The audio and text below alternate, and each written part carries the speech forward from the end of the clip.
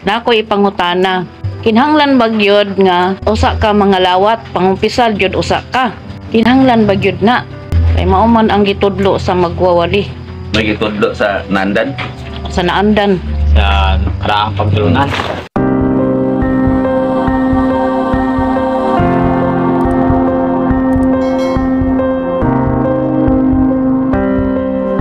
O na gani nang giingon sa balaang kasulatan, ayaw na kamo pagpabilin sa naandan nga pagtulunan.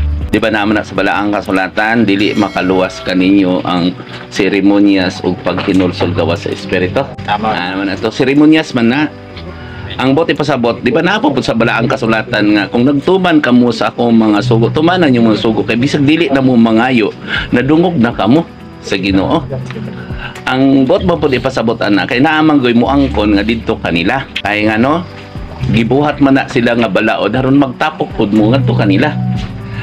Naba na itaw nga makaluwas. Wala tana ko ninyo. Wala. O nganong naa may tawo nga magbuhat pug balaod. Unsa ba na di ba balaod? Sa nai-interest. Nya asa man inyong pagtuo ngadto kay Kristo nga siya gamhanan sa tanan nga bisan ang inyong buhok sa inyong ulo iya nang inihap. Bote pasabot, wala kamo. Kulang kamo, wala kamoy pagtuo. Ang inyong gituuhan, tao nga nagbuhat og laing balaod. Balikon ko, dili makaluwas ang tao sa seremonyas o paghinulsol. Gawas sa espiritu. Kay espiritu, anaaman sa inyong kasing-kasing duha og tulo sa inyong kasing-kasing. Wala kung naa kay pagdumot. Kay ang magawas sa baba, hugaw ra man pagkarug ingnon. Basahan ninyo na ang dila, di ba? Ang dila diha mamakak, diha magpakarog ingnon, diha magampo. Salamat. Naman na sa balaang kasulatan. Tama. Yan ang gamit magkagdila.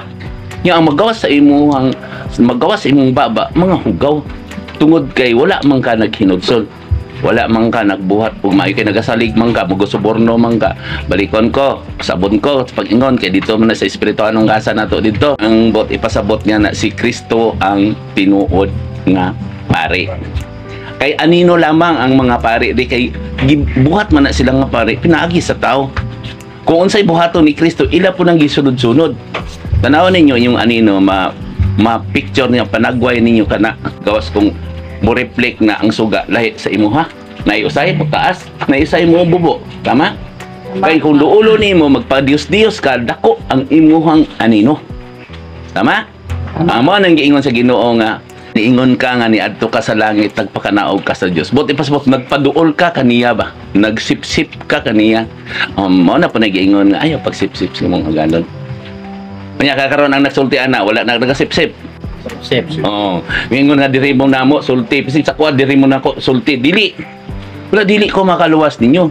Magsulti lang ko sa kamaturan kay si Kristo bisan wala pa ninyo gisulti iya na nang nabati. Ang buti pasabot gikinahanglan gyud ang pagtuo pinubanan sa buhat. Tama? Dili makaluwas ang pan kung walay pulong, di pud makita ang pulong kung wala ang buhat. Ang pan kanang atong gisumbulo karon nga hostias, nagamit-gamit po ni sila sa kung gibalaan, di ba? Katong gibadlong siya. No, mo na busa ka mo, musulod mo sa simbahan bisik asa ng simbahan. O, halimbawa kung nibalaan po ka, nikaon ka sa hostias, kung ikaw buutan po, kato pa imo gising gibalaan. Luhod po ka sa Santos po, nga sa Santos nimo dito nga imong kinaya imong kumpading kamutan nga sama sa Santos nga imong gi-idol. Buhi pud kanimo. Pero kung nagluhod ka na dito, nagamit ka na nga wala gyud ka nagalimpyo, unsa man na Dios? Sip-sip. Ha? Sip-sip kasi imong agalon kay naghunaon ang imong agalon mo imong kaluwas. Tama? Pero unsa daw matuod nga pag ginulsol karon?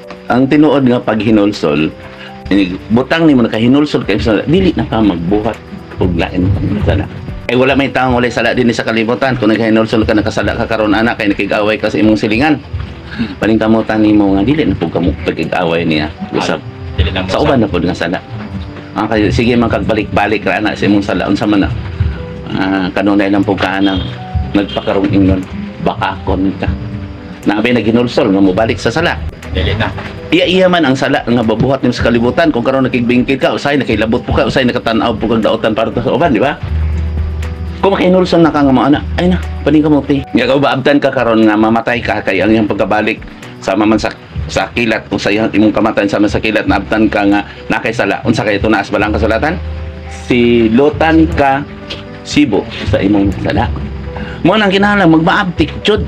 Wala karon magduhig ko sa espiritu ninyo. Karon dahil ningon ako Ginoo ko ako para kanila. Mo reflect ko. Mo reflect lang ko ha. Dili po Ginoo kana sila nagpagin-Ginoo man na. Wa mag-replika sa iya. Wa ang ilang sala. Kay lisod man nga itong mga sala sa una kay nagpabilin man ta sa nandan, di ba? Namatay agalon. Ano mihikap ko. Ayan na. Pag sa paningkamot. Itanom sa inyong una-una nga si Kristo gugma. Kung naigugma, dili man ka magkanoon na paglain pa. Tama?